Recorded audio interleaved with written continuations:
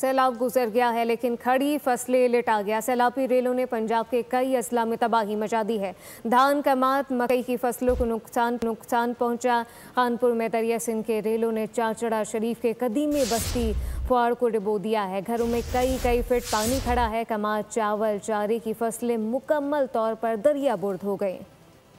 सैलाब गुजर गया लेकिन खड़ी फसलें लुटा गया। सैलाबी रेलों ने पंजाब के कई अजला में तबाही मचाई। धान और मकई की फसलों को भी शदीद नुकसान पहुंचा। कानपुर में दरिया सिंध के रेलों ने चाचड़ा शरीफ की कदीमी बस्ती फोड़ा को डुबो दिया। घरों में कई फुट पानी खड़ा है। चावल और चारे की फसलें बर्बाद हो गयी। पाकपतन में सैलाबी पानी वापस दरिया सतलज की तरफ जा रहा है लेकिन खेत खलियान उजड़ चुके हैं। ज़राई जमीनों पर रेत के टीले बन गए हैं जहाँ फिलहाल काश्तकारी मुमकिन नहीं। मंडी भावदीन के भालिया सर्कल में जनाब के पानी ने धान, गन्ने और मकई की फसलें उजाड़ दी। फिश फार्मर्स की तैयार मछली भी बह गई। 3 अरब रुपए से जायद का नुकसान हुआ। सैलाब से सजावल के कच्चे के इलाके भी मुतासिर हुए। जंगलात तबाह हो गए। लकड़ियां काट कर रोजी कमाने वाले बेरोजगार हो गए। बिल्कुल बैठने की जगह नहीं है।